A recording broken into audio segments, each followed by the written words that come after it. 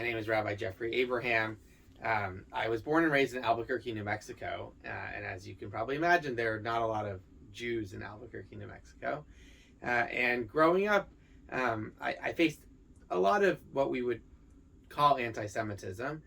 There was a very large Baptist fundamentalist population in Albuquerque, and the big Baptist church called Hoffman Baptist Church would teach their kids that you would get double points in heaven if you could convert a Jew. And so I dealt with this all through middle school in particular, where kids were coming up to me in the halls of school and trying to convert me because they were going to get their magical double points in heaven, which I'm always curious where those points go. But it all really came to a head, though. I was in a history class in 8th grade, and we were studying something around the time of Jesus. I don't remember exactly what.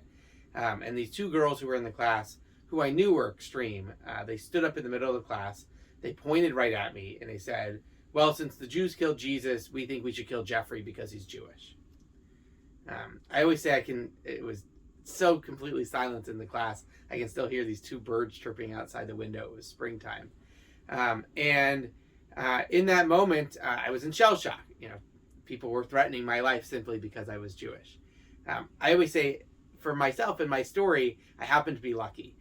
My teacher in that particular history class, she was not Jewish, but her family had helped hide Jews during the Holocaust in Lithuania. She was only 3 years old when her family was hiding Jews in the Holocaust. And so she had a soft spot for me, particularly in that moment, but in general as well.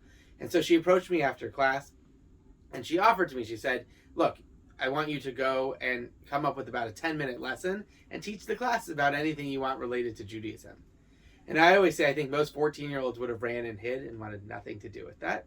But I naively took her up on the offer. I met with my rabbi, I met with my cantor, I worked with my parents, I worked in the library, and I came up with a 10-minute lesson, first on why the Jews did not kill Jesus, and second on just some basics about Judaism. And I realized, while teaching my peers for those 10 minutes, how much I love teaching other people about Judaism. And ultimately, it led me to want to become a rabbi.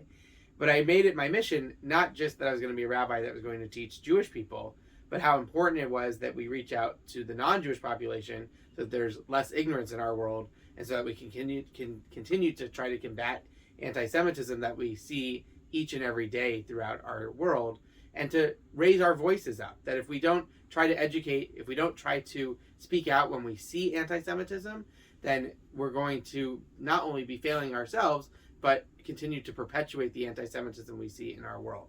So my hope and prayer always is that we can take the moments where we are dealing with anti-Semitism and use them to try to educate and make more positive outcomes in the future as well.